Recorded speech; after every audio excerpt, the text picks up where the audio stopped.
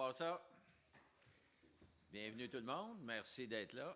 Malgré la chaleur, vous êtes venus vous rafraîchir. Hein? C'est pour ça que vous êtes ici. Ah, je trouve qu'on est confortable.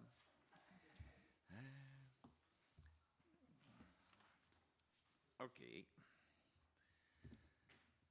On va avoir quelques points à la fin là, dans les communications. Mais là, on va partir avec notre ordre du jour formel. Donc, le point numéro 1. Assemblée d'information publique sur le règlement 325 modifiant certaines dispositions relatives aux bâtiments commerciaux et industriels contenu au règlement 325. Donc, c'est un projet, là. Donc, le conseil municipal a adopté le projet de règlement lors de la séance du 12 mai. Là, entre les lignes, il faut lire moratoire là-dedans, là. Allègement de moratoire. Puis, je vais céder la parole à M. Mascotte, notre directeur de l'urbanisme, qui va vous donner un peu d'explication sur les tenants et aboutissants. Bonsoir tout le monde.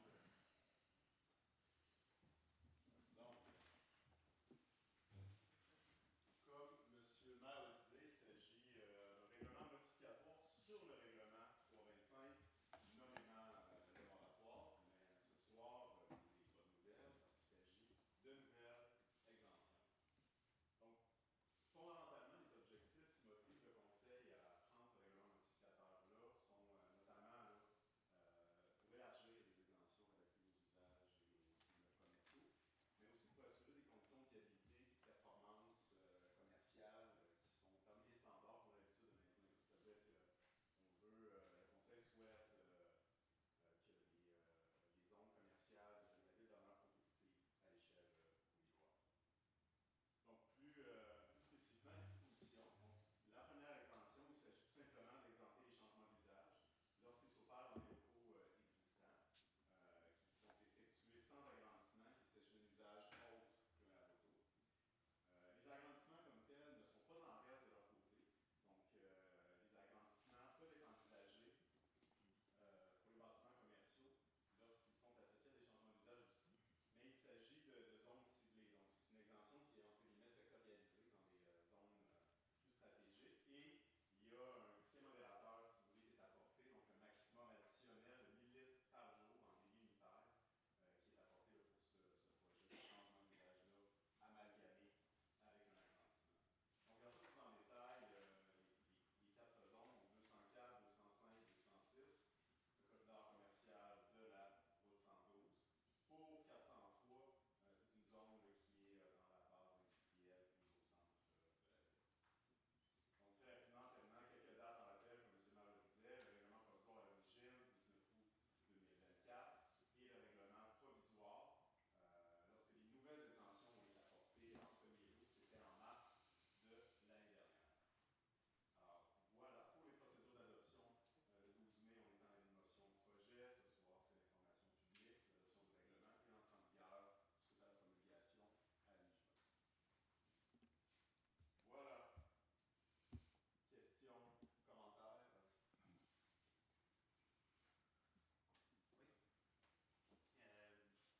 Donc, la bonne nouvelle, c'est que vous avez trouvé de la marge de manœuvre dans la disponibilité des puits au niveau de la consommation d'eau pour être capable de chercher ces exemptions-là. On avait quand même entendu parler de l'année passée, des familles, quand même, les résidents ont quand même été amputés d'un tiers de leur consommation d'eau avec les derniers règlements dans les dernières années. On avait entendu parler des familles nombreuses qui sont limitées à la même quantité d'eau que des familles peu nombreuses. Est-ce que ça va faire partie des réflexions pour les prochaines vagues d'exemption ou d'adaptation pour donner une chance aux résidents d'en avoir un peu plus? Là, M. Lajeunesse, ce que je veux préciser, c'est que ça, c'est davantage en lien avec les eaux usées. Là. Notre problématique de moratoire est davantage liée aux eaux usées. Donc, les travaux qui ont été faits à date, là, c'est ce qui nous permet de faire un allègement du moratoire. Naturellement que ce qu'on souhaite, c'est de le lever sans condition, comme c'est indiqué là-dedans. Là. Puis on travaille ardemment là-dessus. Je pense que dans les prochaines semaines, on devrait avoir encore des nouvelles. Il nous manque des mesures, il nous manque des éléments pour prendre une décision, pour lever ça complètement, mais on avance là-dedans. Mais ce que vous mentionnez là, c'est tout à fait différent. Là. Vous parlez finalement notre règlement. Non, non. Excusez, c'est moi qui l'ai mal interprété avec le 1000 litres par jour. C'est le rejet d'eau usée. Oui, Ah, ok, excusez-moi. c'est ça. C'est au niveau des eaux usées. Mais c'est peut-être pas clair. Quand on n'est pas habitué avec le vocabulaire, là, ça porte à confusion avant qu'on vienne. Là. C'est bon. Mais le moratoire est sur les eaux usées, c'est pas sur l'eau potable. Fait que ça, c'est la précision qui est importante. Est-ce qu'il y a d'autres questions? Ça va? Merci, Jonathan.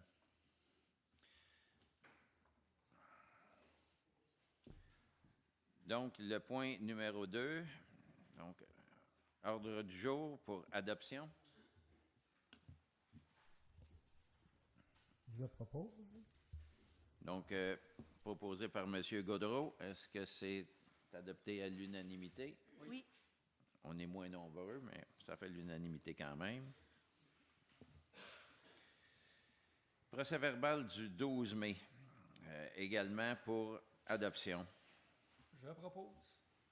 Est-ce que c'est adopté à l'unanimité? Oui. Donc, adopté par M. Rousseau.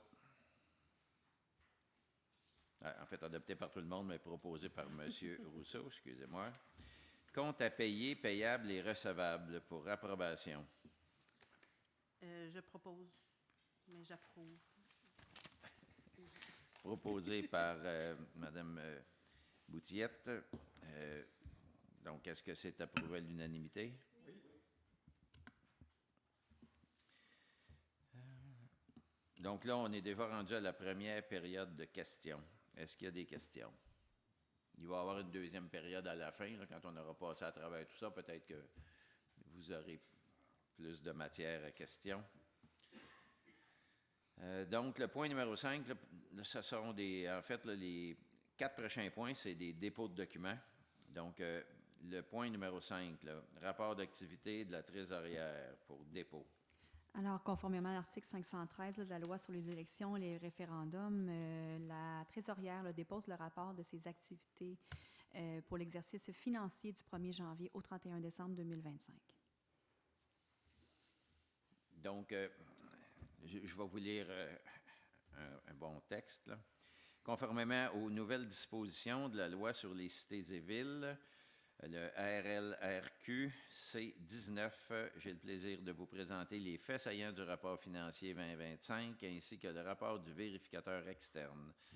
Le rapport financier a été vérifié et présenté aux membres du Conseil par la firme Raymond Chabot Grant Thornton et déposé lors de la séance du Conseil municipal de mai dernier. Si vous souhaitez en prendre connaissance plus en détail, je vous invite à consulter les documents État financier 2025 et rapport du vérificateur disponibles sur le site Internet de la Ville.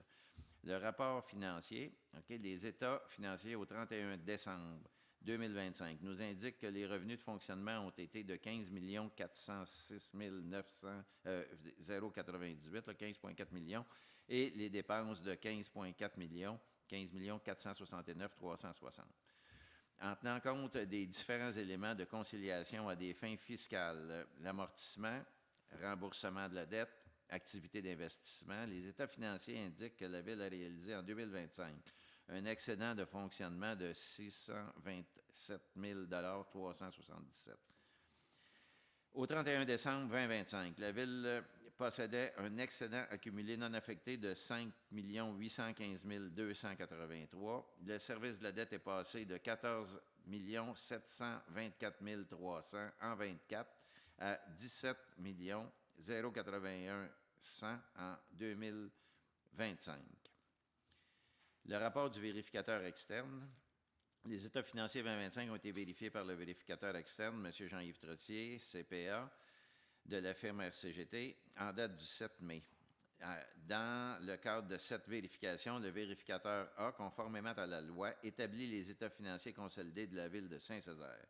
Suite à la réalisation de son mandat, le vérificateur, dans le rapport de l'auditeur indépendant, est d'avis que les états financiers donnent, dans tous leurs aspects significatifs, une image fidèle de la situation financière de la Ville au 31 décembre 2025, ainsi que des résultats de ses activités, de ses gains et de ses pertes de réévaluation, de la variation de ses actifs financiers nets et de ses flux de trésorerie pour l'exercice terminé à cette date, conformément aux normes comptables canadiennes pour le secteur public.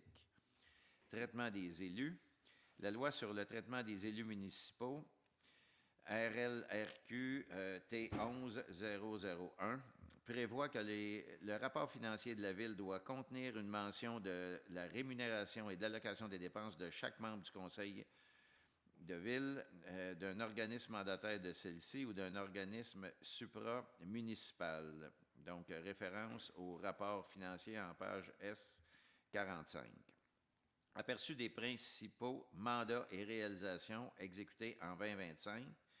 Principale acquisition, carré de sable et jeux de shuffleboard au parc complexe sportif pour un coût de 44 665 $.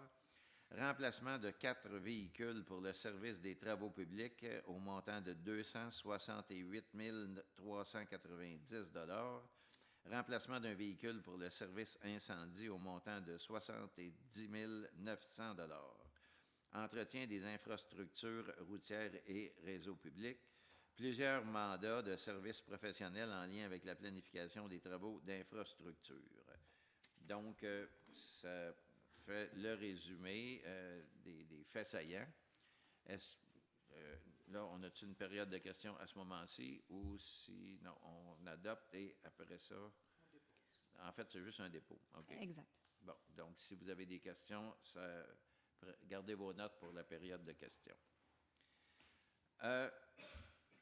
Le point 6. Oh, c'est fait le 6. Offre de service pour l'accompagnement afin d'évaluer la possibilité de lever le moratoire. Exactement. Donc, en vertu du règlement sur la délégation de certains pouvoirs d'autoriser des dépenses, le contrat suivant a été autorisé. Donc, un contrat à groupe Helios de gestion d'infrastructures et de services urbains au coût de 12 500 $, plus les taxes, pour de l'accompagnement afin d'évaluer la possibilité de lever le moratoire. Okay. Ça aussi, c'est seulement qu'un dépôt de documents. On est accompagné par monsieur Jean-Guy Cadorette, là, qui a comme objectif de nous aider à trouver les solutions pour le lever du moratoire. On a, je vous ai parlé un petit peu tantôt, là, mais on avance là-dedans. On est assez agressif. On veut lever ça rapidement, voire de la construction à Saint-Césaire puis des nouvelles taxes à Saint-Césaire. Point numéro 8. Toujours pour dépôt de documents, base de béton pour éclairage de la piste de vélo-parc. Là, ça, c'est pour acquisition. Exact. Donc, toujours en vertu du règlement sur la délégation de certains pouvoirs d'autoriser des dépenses, un contrat a été octroyé là, à Béton Pélomix là, pour l'acquisition de bases de béton au prix de 6 850 plus les taxes dans le cadre des travaux de la piste de vélo-parc. OK. Dans la rubrique Administration générale, congrès annuel de la FMQ 2026, là, des inscriptions. Alors, il est recommandé d'autoriser dans le cadre du congrès là, qui va se tenir du 24 au 26 septembre prochain, congrès de la FQM, l'inscription d'hébergement et les frais d'inscription là, pour 3 de membres de notre conseil. Là. Les inscriptions s'élèvent à 1 000 $ et 20 par inscription et l'hébergement à 569 par nuitée. Je propose. Proposé par Mme Généreux. Est-ce que c'est approuvé à l'unanimité? Oui. Merci. Le point numéro 10, création d'un fonds réservé pour les dépenses liées à la tenue d'une élection. Alors, depuis janvier 2022, il y a eu la loi sur les élections et les référendums qui a été modifiée et il fallait que les municipalités se créent un fonds réservé pour le financement des dépenses électorales. Donc, il y a lieu de recommander là, aujourd'hui de créer un fonds réservé au financement des dépenses pour la tenue d'une élection. Je propose. Proposé par M. Gaudreau. Est-ce que c'est approuvé à l'unanimité? Oui. Merci. Point numéro 11, affectation d'une somme au fonds réservé pour les dépenses liées à la tenue d'une élection. Alors, vu le point précédent, on doit affecter maintenant les sommes par année en vue des élections à venir. Et puis, considérant que, donc, on doit affecter un montant qu'on aura vérifié que les sommes de la dernière élection, alors il est recommandé d'affecter au fonds réservé là, qu'on vient de créer une somme de 7 200 là, pour l'exercice financier 2026. Proposé par M. Rousseau. Est-ce adopté à l'unanimité? Oui. Merci. Point numéro 12, avis d'intérêt au programme de décarbonation et d'amélioration de la performance énergétique Éco-Énergie 360 de la Fédération québécoise des municipalités pour autorisation. Alors, la Fédération québécoise des municipalités a lancé un programme là, de décarbonisation et d'amélioration de la performance énergétique pour les actifs municipaux, alors qui s'appelle Éco-Énergie 360. Ce que ça offre, c'est que ça donne l'opportunité aux organismes municipaux, par financement là, que la FQM offre, de faciliter et d'accélérer la mise en place des mesures là, afin de favoriser là, l'efficacité énergétique là, des actifs municipaux. Alors, il y aurait lieu là, de recommander à ce que la Ville déclare son intérêt pour embarquer au programme éco-énergétique de 360. Je propose. Proposé par Mme Boutillette. Est-ce approuvé à l'unanimité? Oui. Merci.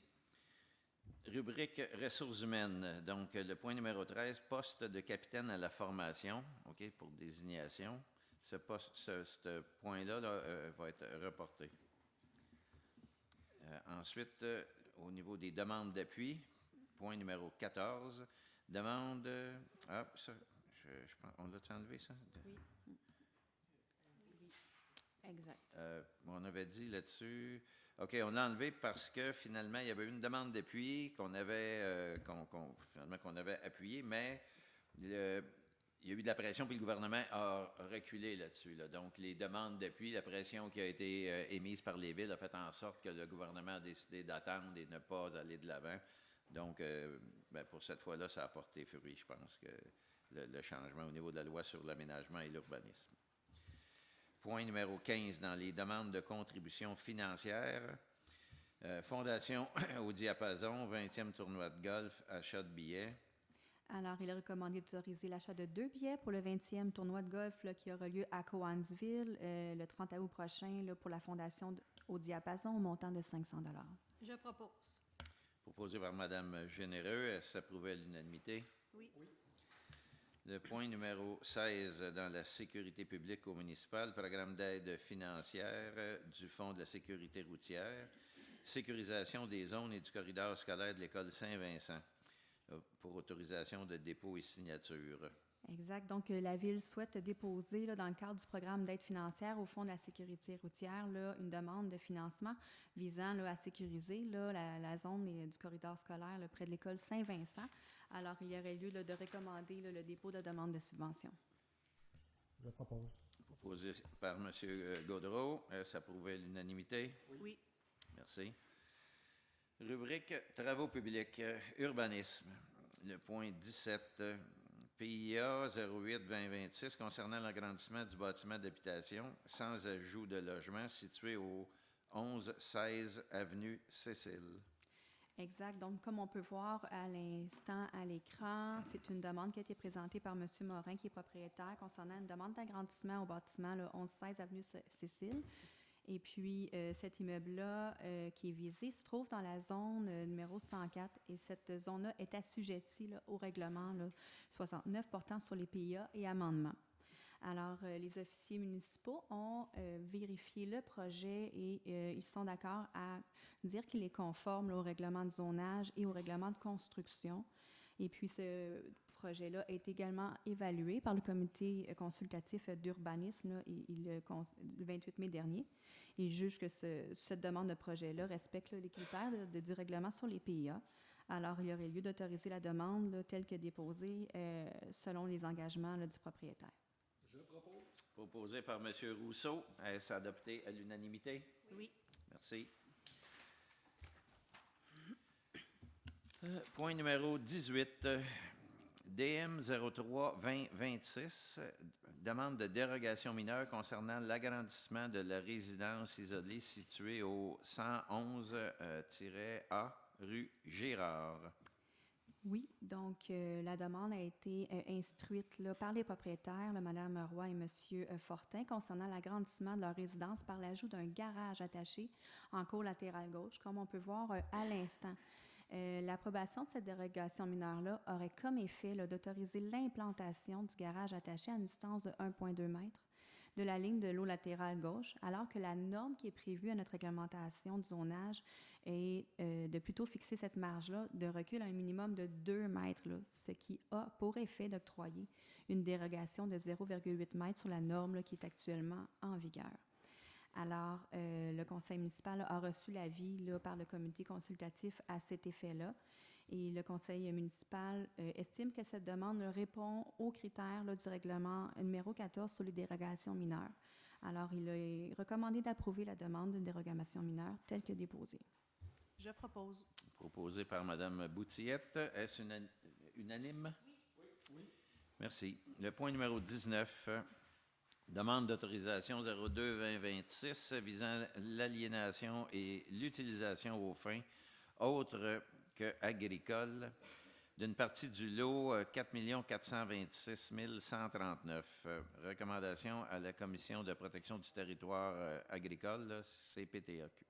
Exact. Donc, le demandeur s'adresse à la CPTAQ pour obtenir l'autorisation d'aliéner au bénéfice du ministère des Transports là, une partie du lot que M. le maire vient de citer, qui est une superficie qui atteint 32,7 mètres carrés, comme on peut voir, voilà, pas trop loin ici, et d'en faire l'utilisation à des fins publiques là, pour prévoir certains aménagements au soutien du pont Gervais. Alors, le lot se situe dans la zone 514, puis parmi laquelle sont autorisés, en vertu du règlement de zonage, que les usages d'infrastructures publiques sont autorisés. Le conseil municipal est d'avis que ce projet satisfait les critères là, édictés aux articles 62.1 et 62 de la loi sur la protection du territoire et des activités agricoles. Alors, il est recommandé que le conseil municipal appuie là, la demande d'autorisation là, par le propriétaire, par le demandeur. Je propose. Proposé par Mme Généreux. Est-ce approuvé à l'unanimité? Oui. Merci. Le point numéro 20, règlement numéro 325-1 modifiant certaines dispositions relatives aux bâtiments commerciaux et industries contenues dans le règlement 325 pour adoption. C'est ce qu'on vous a expliqué tout à l'heure concernant le moratoire. Exactement. Donc, le projet a été présenté là, à la séance dernière du 12 mai. Copie a été à votre disposition ici à l'avant ainsi que sur le site Internet. On se rappellera la présentation de mon homologue qui a été faite, qui mentionne que ce règlement a pour objectif là, de réviser certaines dispositions et exemptions là, qui sont contenues au règlement 325. Alors, il y aurait lieu d'adopter le règlement là, numéro 325.1 tel que déposé. Je propose. Proposé par M. Gaudreau. Est-ce approuvé à l'unanimité? Oui. Merci. Point numéro 21. Règlement numéro 92-2005-88 modifiant le règlement de zonage du 92-2005 et amendement visant à agrandir la zone numéro 524 au détriment de la zone numéro 506 pour adoption. Alors, le premier projet de ce règlement-là a été présenté lors de la séance du 14 avril dernier. Par la suite, nous avons eu une assemblée publique de consultation à la dernière séance, le 12 mai dernier. Les citoyens ont eu la chance de se manifester là, en conséquence. Et puis, copie du règlement vous a également été déposée à l'arrière ainsi que sur le site Internet. On se rappellera que ce règlement-là avait pour objectif d'agrandir l'immeuble là, qui est situé, comme on peut voir à l'écran, au 255 route 112, dont le seul occupant de la zone qui est la 524, afin d'augmenter là, la superficie dédiée aux activités commerciales y étant exercées. Alors, il y aurait lieu là, de recommander d'adopter l'adoption du règlement tel que déposé. Proposé par M. Rousseau. Est-ce adopté à l'unanimité? Pas dans mon cas, pas pour moi. Je ne recommande pas l'adoption de ce changement de règlement-là. Comme on a discuté les dernières fois, pour ceux qui n'étaient pas là aux dernières rencontres, Dans le fond, on transforme une terre agricole en secteur commercial. Et pour moi, ce que j'explique, c'est que les terres agricoles, c'est 2% de notre territoire. On les gruge petit peu par petit peu. Fait que pour moi, ça prend. C'est tellement important nos terres agricoles, on doit les protéger. C'est pour ça que je m'opposais à l'adoption de ce règlement-là. OK. Étant donné qu'il nous manque 2 personnes ce soir, moi, dans ce temps-là, je dois voter, là, à savoir si je vote favorable au règlement ou non. Je respecte la position de Sébastien qui est de protéger notre 2% des terres agricoles. Cependant, je vais quand même voter en faveur du règlement là, parce qu'il s'agit d'une partie de la terre, finalement, du terrain qui appartient déjà aux propriétaires, là. Donc, ma position, c'est que je vais voter favorable, là.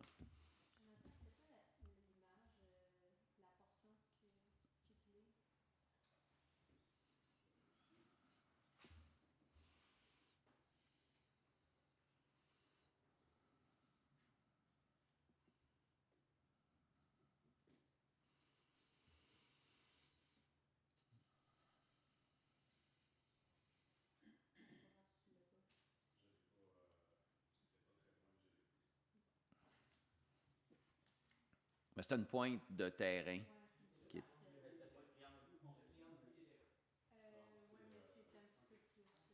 C'était pas tout à fait ça. La superficie est environ 0,8 hectares, 8000 mètres carrés.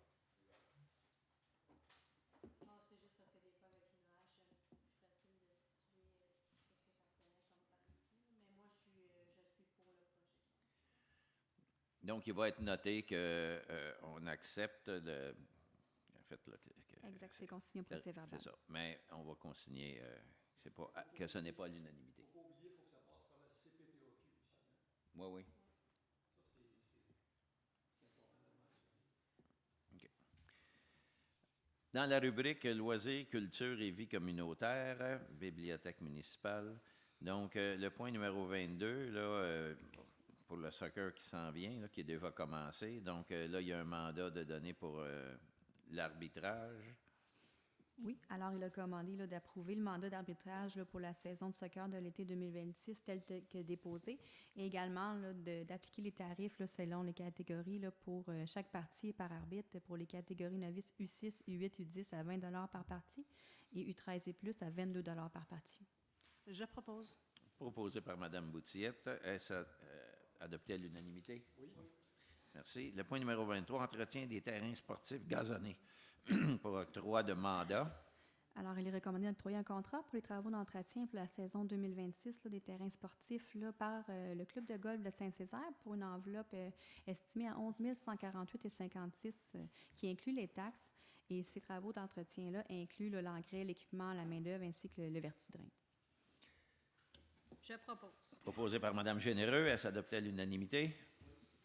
Merci. Le point numéro 24, décompte progressif numéro 1, volet entrepreneur général, projet aménagement de la piste de Véloparc.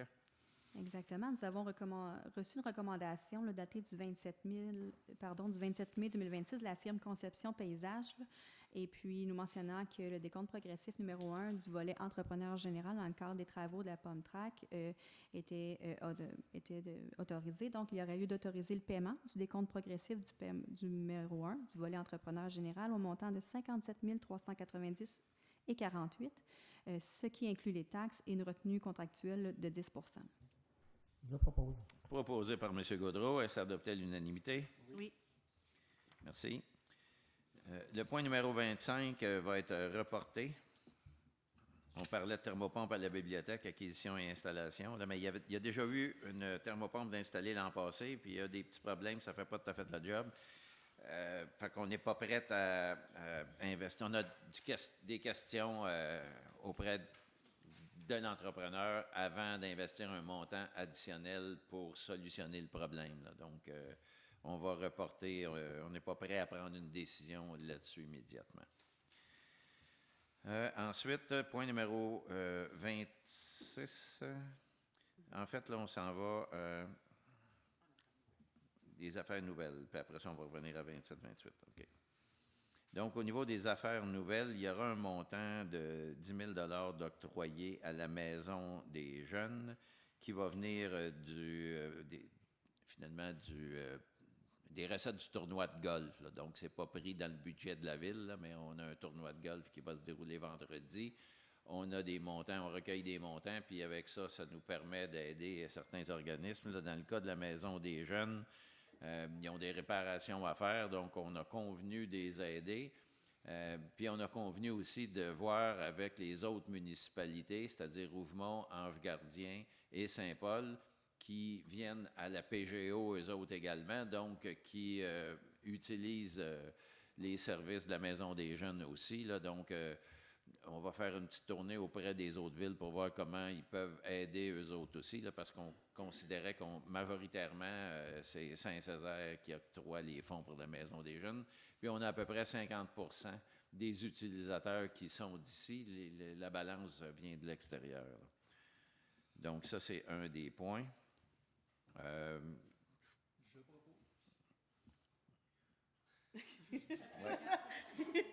OK, c'est bon. Donc, proposé par M. Rousseau. Donc, adopté à l'unanimité. Oui. C'est réglé pour celui-là.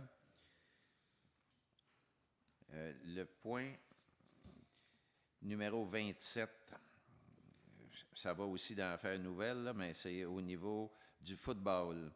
Avec le même budget des recettes du tournoi de golf, on va allouer un montant de 3 000 $ pour le football.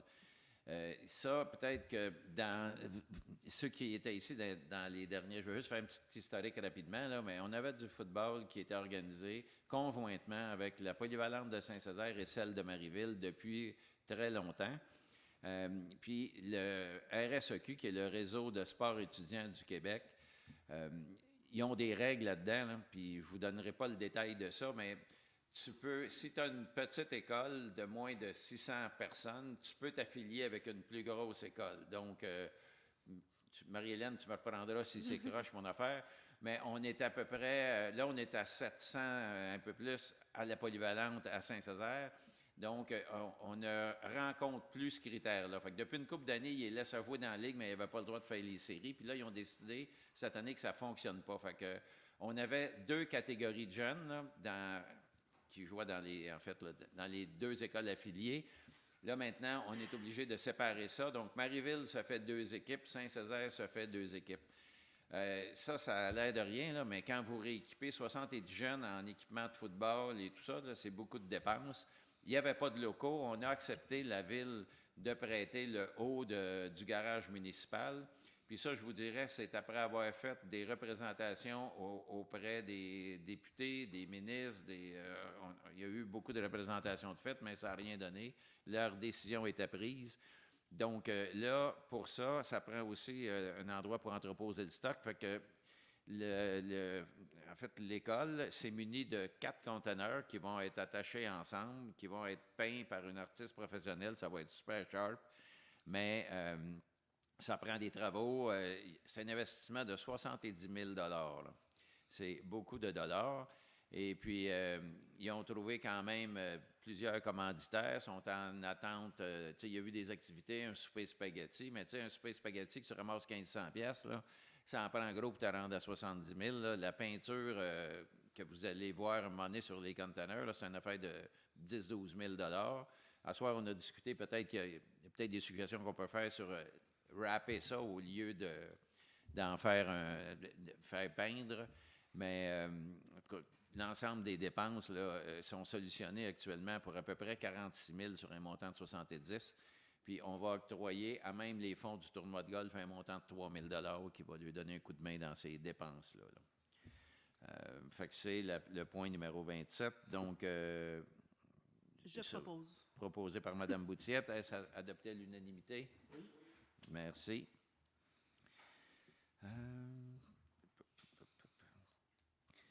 Là, on est rendu à la communication, je pense, communication du maire, liste et se faire la période de questions, c'est après ça. Donc, dans les communications, on a une couple d'affaires intéressantes. Myriam, veux-tu jaser un petit peu du défi des petits entrepreneurs? Oui.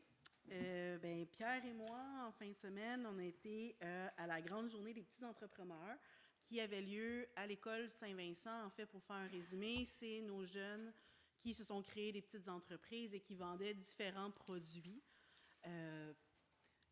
Pierre et moi, on ne pensait pas aller passer autant de temps là. Et finalement, on s'est ruiné parce qu'on a dépensé tout l'argent qu'on avait dans nos poches. Puis, pour vrai, les jeunes avaient vraiment beaucoup de bonnes idées. On a mangé, on a bu, on a acheté beaucoup de produits. Les jeunes étaient super motivés. Puis, pour vrai, là, la relève est super inspirante. Puis, ça donne confiance, en fait, là, en notre futur, nos jeunes entrepreneurs. Oui, c'est ça, pour l'avenir. C'est vraiment bien. Fait que, tu sais, je sais qu'Alexandre, tu étais là avec ton fils, puis il y avait vraiment beaucoup de gens de Saint-Césaire qui étaient là avec leurs enfants. Les parents aussi ont beaucoup contribué, là. On a compris que pour organiser le kiosque et tout. Mais vraiment, c'était vraiment une belle activité. C'était la première fois qu'on le faisait à Saint-Césaire. C'était la première édition. Ça existe depuis 3 ans et c'est à la grandeur du Québec, en fait. Là, c'est toute la même journée dans toutes les villes et villages du Québec. Donc, ça a été vraiment un franc succès.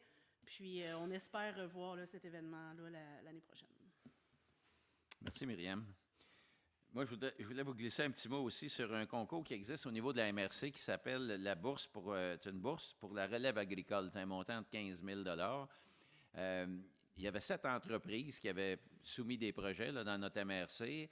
Le projet qui a retenu l'attention des jurys, qui a gagné, c'est la fruiterie Gadebois à Rougemont. Puis, je ne sais pas si vous connaissez ça, là. Côté des pères cisterciens, là, juste avant, il y a une ferme, là, mais je vous encourage à aller là. Tu fais presque 1 ou 2 kilomètres dans la montagne, là, quand c'est vraiment, ça vaut le détour, là. Puis eux autres, c'était pour une méthode européenne de plantation de pommiers, de densification finalement là, d'une plantation de pommiers. Et on avait une entreprise de Saint-Césaire, du Charme, qui ont soumissionné, en fait, qui ont soumis un projet.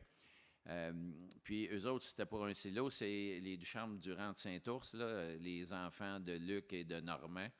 En fait, la ferme, ça s'appelle, je pense, la ferme Normand et Luc Ducharme, mais c'est un garçon et une fille de Luc qui avaient soumis un projet de séchoir. Fait que le gagnant, là, c'est la ferme, la fruiterie Gadebois. Mais si vous connaissez des agriculteurs, de la relève, ben, je trouve que c'est des bourses, c'est intéressant pour eux autres. Je voulais aussi vous parler des mercredis en musique qui vont commencer. Notre été estival, là, ça commence mercredi le 1er juillet. Un petit mot sur le 23 juin, notre fête nationale.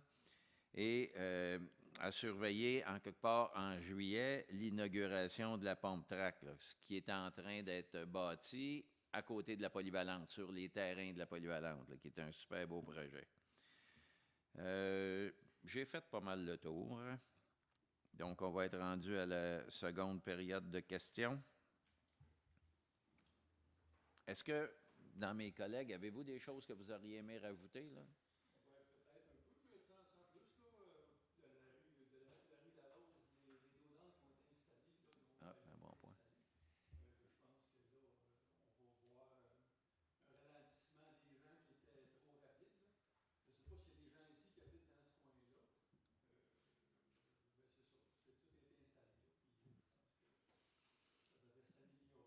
On avait eu une pétition des résidents de ce coin-là signée par 18 personnes. Là, puis on a mis un photoradar, puis ça nous donnait une moyenne. Il y a eu des pics à 130 km/h, mais la moyenne était en haut de 70 là, pour un petit coin résidentiel avec une limite de 40 km/h. Là. Donc, on a sensibilisé la SQ là-dessus, là, mais en tout cas, ça n'a pas donné des résultats. Mais avec les Down, on pense que ça va aider. Puis je vous dirais qu'on est fiers de notre coup parce que ça s'est fait rapidement. Ce n'est pas quelque chose qui a traîné pendant 6 mois. On a eu la pétition, il y a eu on a parlé avec les travaux publics, puis ça s'est fait très rapidement. Autre chose? Question? Monsieur La Jeunesse? Question. Interpellation, monsieur, si je peux me permettre. Donc, en fait, j'étais super content de voir votre intérêt pour le point numéro 12 aujourd'hui à l'ordre du jour. qui était sur l'intérêt à Éco 360, là, le programme gouvernemental. Oui. Je vais me permettre de réinterpeller le conseil sur une autre opportunité que vous avez, encore à coût nul, mais qui serait aussi bonne pour les résidents. Celle-ci étant adaptée aux organismes municipaux puis aux actifs municipaux, mais il existe quelque chose qui pourrait aider beaucoup les résidents. Saint-Césaire, on est bâti noyau urbain sur un axe est-ouest. Donc, je vous dirais que la moitié, probablement la moitié des résidences qui ont le versant, qui ont un versant de leur maison, de leur toiture de maison, qui donne sur la rue. Et on a une réglementation au niveau de l'implantation de panneaux solaires qui interdit l'implantation de panneaux sur le versant qui donne sur la rue. Fait que la moitié des résidents de Saint-Césaire qui ne peuvent pas actuellement bénéficier d'un gros programme d'aide de Hydro-Québec qui permet de, je pense, c'est de financer jusqu'à 40 les projets d'installation de panneaux solaires, ce qui va amener, une autonomie énergétique, une réduction justement de l'utilisation de nos bassins hydroélectriques qui, on l'entend de plus en plus, qui sont en certaines difficultés.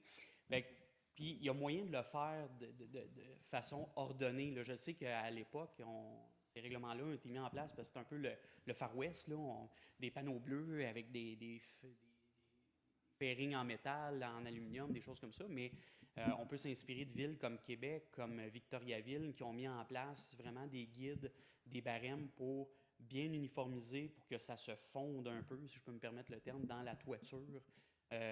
Donc les panneaux noirs qui ont à peu près, qui n'ont pas de reflet maintenant ou des choses comme ça, les cellules ne sont plus visibles. Donc quand même, là, ça donne un fini quand même uniforme, discret, et ça donnerait la chance justement à 100% juste 100%, mais à la grande majorité des Césarois de pouvoir bénéficier de ce programme-là, qu'on ne sait pas combien de temps il va être en vigueur, mais Hydro-Québec espérait aller chercher peut-être entre 150 et 250 000 maisons à travers le Québec. Donc, ça serait le fun qu'on soit capable d'en bénéficier avant que le train soit passé. Donc, je voulais vous réinterpeller. Vu que je voyais cet intérêt-là, je me dis, bon, ben il y a peut-être quelque chose à faire. Je n'avais parlé il y a 2-3 ans, mais maintenant, il faut y aller avec les priorités aussi. Je me dis peut-être que le timing est meilleur cette fois-ci. Donc, je vous invite peut-être à en discuter puis regarder s'il y a quelque chose à faire pour moderniser ça. Merci, c'est une bonne recommandation. Autre question?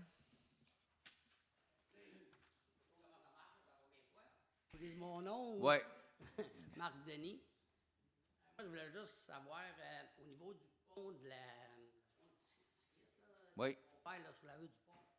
Est-ce que vous avez des nouvelles ou...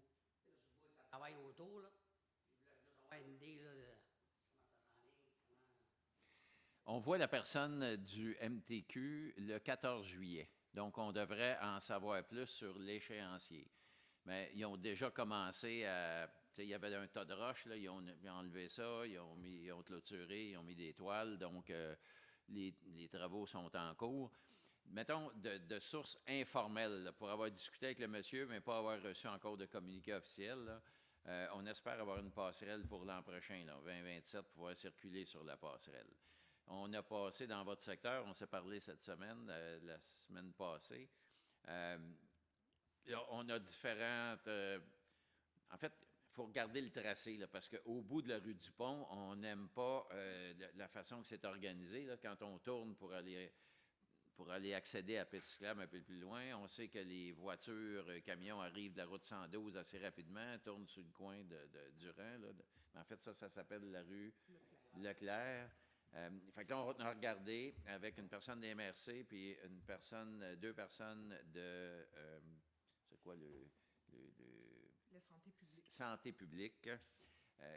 Qu'est-ce qu'on pouvait faire comme tracé sécuritaire? Là, fait que c'est là qu'on est rendu, mais le 14 juillet, on rencontre la personne qui est responsable dans notre région du ministère des Transports pour parler de ça, puis de la route 112. C'est quoi, elle allait être impliquée, justement, pour le trajet, puis... C'est clair. Okay. Parce que, tu sais, ça bouge beaucoup, là. Il y a la sécurité qui est là, les véhicules Oui. qui circulent. Oui, on le sait que... Après ça, à l'autre niveau, je sais que moi, je suis à côté sur la piste, dans le fond, là. Est-ce qu'on va avoir un dessin, on va avoir quelque chose que qu'est-ce que ça va pouvoir avoir l'air? Ce qui passe dans ma cour, là, on ne se le cachera pas. Là. Oui. Juste avoir une idée, là, qu'est-ce que je peux faire après? On peut mettre des clôtures, on peut mettre quelque chose... si on peut intervenir avant qu'il le fasse, là. Oui, OK. Je prends ça en note. Moi, j'étais pas. Peut-être que les gens qui étaient ici avant, tu sais, au niveau de la MRC, là, je fais partie, moi, du comité d'aménagement, là. Donc, il n'y a rien qui peut se faire sans qu'on participe à ça. Mais, exemple, dans l'ancien tracé où il y a la ferme Rien d'eau, ben, ils ont mis des clôtures, puis avec, tu sais, c'était quand même pour protéger un peu l'intimité des gens. Là, fait qu'il s'est fait des travaux comme ça, mais je peux pas t'en dire plus. Je suis pas familier avec le processus, mais ça va me faire plaisir de savoir qu'il y a quelqu'un ouais. qui est là, tu sais, parce que eux autres, ils restent peut-être ailleurs, ils n'ont aucune idée de ce qui se passe dans ce coin-là. Non, mais M. Patrice Deneau de la MRC, là, qui est en charge de la piste cyclable, il travaille pour nous autres, là, pour notre région. Là. Il ne fera pas quelque chose. Puis en plus, sur le comité d'aménagement, moi je fais partie du comité d'aménagement. Fait qu'il n'y a pas des décisions qui peuvent être prises sans qu'on soit d'accord. Là. Je ne veux pas dire que ça fait toujours l'affaire de tout le monde, là, mais au moins on est au courant de ce qui se passe. Puis on va travailler pour ne pas vous nuire, pour que ça soit fait correctement. Là. En tout cas, il y a de quoi que je peux faire pour vous aider. Là. Ça fait plaisir. Merci, c'est apprécié, M. Denis.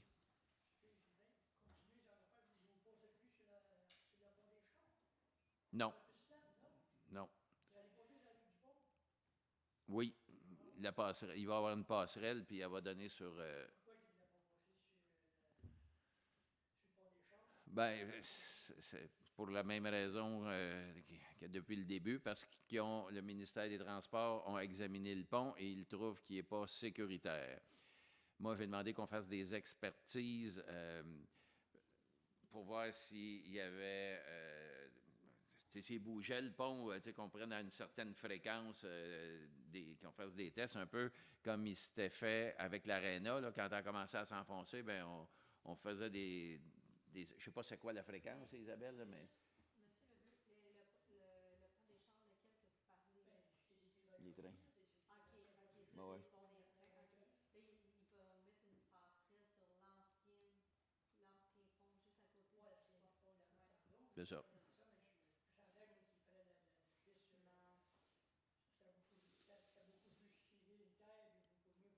Ça, je suis tout à fait d'accord avec vous. Là. On aurait aimé mieux que ce soit le tracé original, là, mais on s'est repris à 2 fois, puis les gens du ministère des Transports, ils veulent pas. Les ingénieurs du ministère des Transports ont déclaré que ce pont-là était inutilisable. Donc, une fois qu'eux autres ont mis leurs étampes là-dessus, là, ça a l'air que c'est bien compliqué. Oui, effectivement.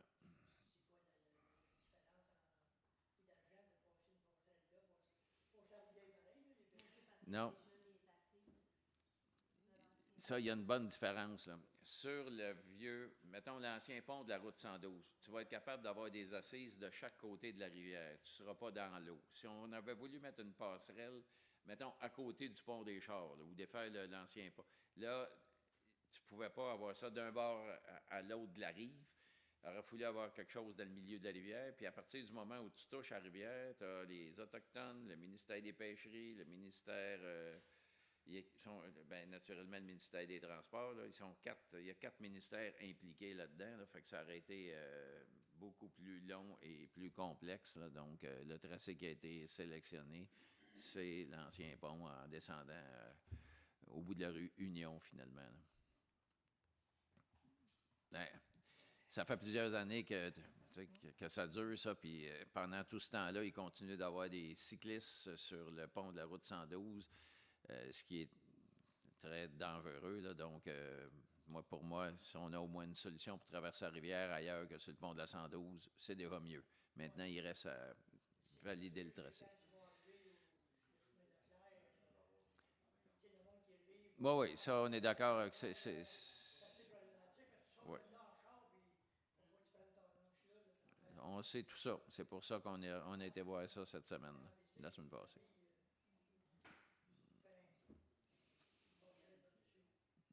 Ouais. Merci. D'autres questions?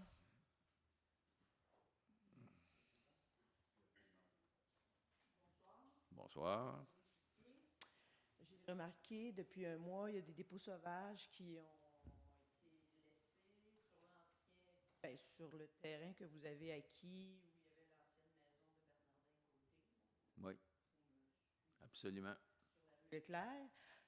Là, je me demandais, est-ce que vous avez pensé mettre des blocs de béton avec des chaînes pour empêcher que ça continue puis que ça incite les gens à visiter, ça va bien, ils font rien? On n'est pas chez nous. Ah, c'est pas à vous le terrain? Là, on parle de Long 40 Leclerc. Oui. Je pensais que c'est à vous qui avez acquis ce terrain-là. C'est pas fait. Là, c'est une question de. C'est compliqué un peu, là, mais c'est une question d'assurance, de juridiction. C'est pas, on n'est pas, la ville n'est pas propriétaire encore de ce terrain-là. C'est comme tout en litige et de négociation. Quand vous allez devenir propriétaire, vous avez demandé c'est quoi le terrain avant de devenir propriétaire? Écoutez, là, on est dans des hypothèses. Fait que je peux faire avec vous des hypothèses à l'infini, là, Avec des si, on s'en va à Paris. mais c'est clair que si on était propriétaire, on aurait mis des blocs de béton puis on empêcherait les gens de passer. Là, mais il y a toute une histoire là-dedans là, d'acquisition de terrain, d'entrepreneurs pas payés. Il y a plusieurs considérants dans ça. Là. Les dépôts sauvages qui sont sur le bord de la 10, dans le Rivière-Sud, ça fait déjà 2 mois là, qu'on en parle. Oui, ça, les travaux publics ont été avisés. Ça, on va les ramasser. Là, faisait pas. J'ai vu qu'il y avait une partie qui avait été enlevée, Paul. Je ne sais pas si tu as vu aujourd'hui, mais il y avait des sacs de poubelle qui ont été enlevés, mais il reste encore une portion. Mais on n'a pas, la réponse pour toi, pourquoi c'est encore là. Puis ce matin, hier, il y avait une grosse discussion sur l'eau dans la Montérégie. Oui. Fait que là, c'est beau vouloir lever le moratoire, mais là, avez-vous eu une espèce de discussion, de consensus, jusqu'à où est-ce qu'on agrandit une ville avec la capacité d'eau qui vient avec? Ce que j'ai mentionné tantôt, c'est notre moratoire, c'est Et davantage les eaux au niveau usées. des eaux usées. Oui, mais mais oui, quand même. c'est clair que ça prend de l'eau puis, pour alimenter la ville. Là. Puis je suis content que vous posiez la question parce qu'on s'était préparé un peu. Là, on a sorti un peu de comparatifs au niveau de consommation. Je ne sais pas si vous avez... tout le monde a entendu le maire de Saint-Hyacinthe, ce que les gens disent à Montréal. Nous autres, notre consommation est 194 litres par jour par personne. Ça, c'est ce qui est envoyé officiellement au ministère. Là. Fait que ça, je pense que ça se compare avantageusement à bien des villes. On a des compteurs d'eau depuis plus de 30 ans. Ça, la ville de Saint-Césaire a été très, très avant-gardiste en faisant ça. Les mesures, tu sais, si on parle de consommation, la mesure qui a été mise en place de réduire le nombre de 60 000 à 40 000 litres, mais avec en fait, un tarif moindre si tu prends moins d'eau, mais une pénalité si tu en prends plus. Ça a été mis en vigueur, en fait, en 2025. Là. Donc, les répercussions de ça, on va les avoir, ou répercussions ou avantages, on va les avoir davantage cette année. Là. On va être, en 2026, on va être capable de voir davantage ce que ça va donner. Puis, il y a des petites initiatives que je tiens à mentionner, je pense qu'on n'a jamais capitalisé là-dessus, mais on a parlé aussi des jeux d'eau. Oui. Sébastien faisait la remarque, il dit ça, toutes les villes en mettent, puis pourtant, on dit qu'il faut économiser l'eau. Là. Mais à Saint-Césaire, nos jeux d'eau qu'il y a ici en arrière s'en vont. En fait, on ne peut pas la retraiter, cette eau-là, à cause de la crème solaire, puis tout ça, ça serait compliqué de retraiter, de la rendre réutilisable pour les jeux d'eau. Mais on la récupère dans un bassin, puis les gens qui font l'arrosage des fleurs récupèrent leur eau à même ce bassin-là. Donc, je trouve que c'est un bon coup là, qui a été fait il y a un an ou deux, puis je pense qu'il avait jamais été bien mentionné. Puis, on a naturellement la remise de 50 $ si vous achetez un espèce de Bac pour récupérer. Oui, un bac de récupération. Là. Donc, c'est ça. C'est quand même des mesures, je pense, qui sont bonnes. Là. Mais oui, on est conscient que ça prend de l'eau dans une ville. Nos puits sont en bon état. Si on vérifie la nappe phréatique, c'est validé à chaque année. Là. Puis, tu sais, on a parlé à un moment donné, tout le monde disait, ah, on va agrandir la ville avec le développement Chouanière, là, mais tu sais, pour l'instant, là, je pense qu'on va commencer par essayer de construire tous les terrains libres vacants qu'on a dans Saint-Césaire, alimenter ce monde-là en eau, puis après, on verra. Mais je pense qu'on est loin de parler de s'agrandir dans Avez-vous ce fait secteur. une espèce, tu sais, veut dire, mettons, je ne sais pas combien de millions de litres sont disponibles, combien de litres sont consommés. Il reste, c'est quoi le jeu entre les deux, puis ça représente combien d'unités familiales ou d'usines, ou, tu sais, pour dire qu'à un moment donné, c'est fini. Ça, on l'a regardé un peu, mais je t'avouerais qu'on a fait plus de calculs sur, étant donné que notre moratoire, c'est les eaux usées, fait qu'on a travaillé plus là-dessus. Bon, c'est certain qu'une usine comme Norterra, là, il y avait un CA de 800 000 litres d'eau. Si on récupère une bonne partie de ça, ça va nous aider. Puis ils ne consommaient pas ça de toute façon, c'était pas ce qu'ils prenaient, là, mais il y avait une allocation de 800 mètres cubes. Fait que ça nous donne un coup de main aussi. Mais là, d'année en année, est-ce que vous remarquez que les puits sont de moins en moins performants? Isabelle, je vais te laisser répondre parce que je ne suis pas là depuis bien longtemps. Moi. On travaille avec une firme en hydrogéologie depuis nombre d'années, Elena, et on fait un suivi annuel de nos puits. Ce qu'on regarde de façon bien précise, c'est l'arrachage des nappes phréatiques. On a même fait une modélisation numérique à un moment donné pour justement évaluer quelle est la pérennité de la nappe, combien de temps elle durera. Certain que pour une réponse courte là, à la question, il y a une stabilité au niveau de la recharge de la nappe phréatique. Le fait qu'une entreprise qui était la plus énergivore là, en termes d'eau, comme Norterra a cessé ses opérations en début d'année, certain que ça donne un break, si on peut dire. Mais puis, tout va dépendre aussi des conditions climatiques. Conditions de neige, la fréquence des pluies. Alors, pour l'instant, ce que nos hydrogéologues nous assurent, c'est qu'il y a une stabilité. Il n'y a rien de gagné, les efforts doivent continuer à être bien maintenus. Alors, c'est dans cet esprit-là que, bon, M. le maire le mentionne, tous les efforts sont faits pour maintenir cette stabilité-là.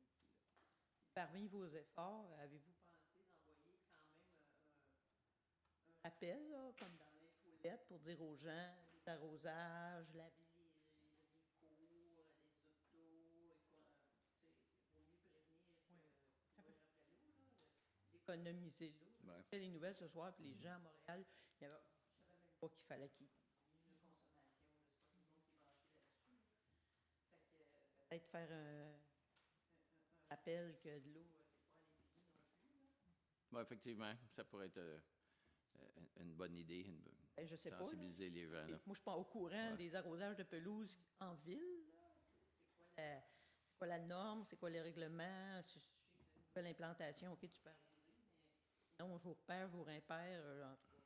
On fait ce type de rappel-là, effectivement, dans les webinaires numériques, via le Facebook. Puis au niveau de l'infolettre, on pourrait mettre des accents qui sont faits là-dessus, mais là aussi un peu plus agile, là, si on peut dire, Facebook, puis les webinaires numériques en période estivale, on va mettre un accent un petit peu plus grand de ce côté-là. Bon, mais c'est bon, merci. Bienvenue. D'autres questions? Monsieur Lebleu. C'est pas une question, mais c'était un petit appel.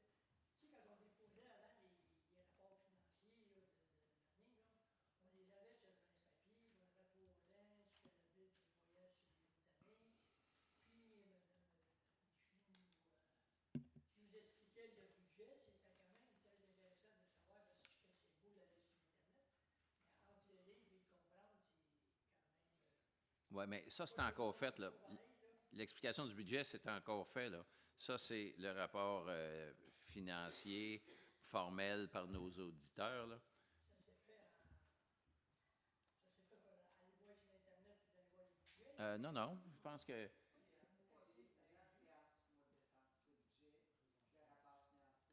tout le monde l'a lu, mais avant ça, tu étais dans un papier, on pouvait te suivre, on pouvait voir exactement.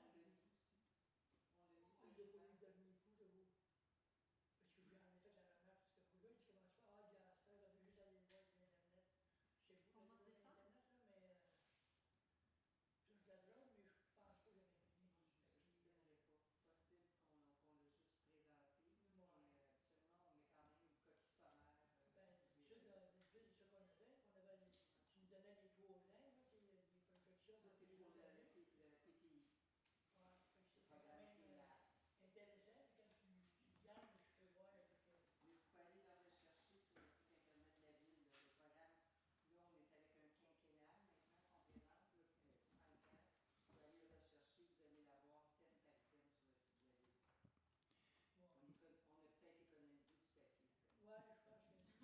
Mais on est trop content de les présenter, les chiffres. On est en bonne situation financière. Oui, c'est pas la question, mais tu sais, comme tantôt, là, tu nous donnais un paquet de chiffres, là, moi, tu sais, il n'y a pas personne qui suit bien de ça. Ouais. Ouais, ça, je peux comprendre. Là. Quand on déboule ça à cette vitesse-là. Là. Ouais. Puis, il y en avait là-dedans des chiffres qui auraient eu matière à question, mais c'est l'amortissement qui fait que il y a des choses là, qui avaient l'air drôles, là, parce qu'on s'est posé des questions, nous autres aussi. Là, mais la dépréciation des équipements et l'amortissement, ça joue un rôle là-dedans aussi. Autre question, commentaire? Qui va gagner la game à soir? Montréal ne joue plus, là, suivez-vous ça encore? C'est bon. Donc, levée de l'Assemblée, proposé par, réglé.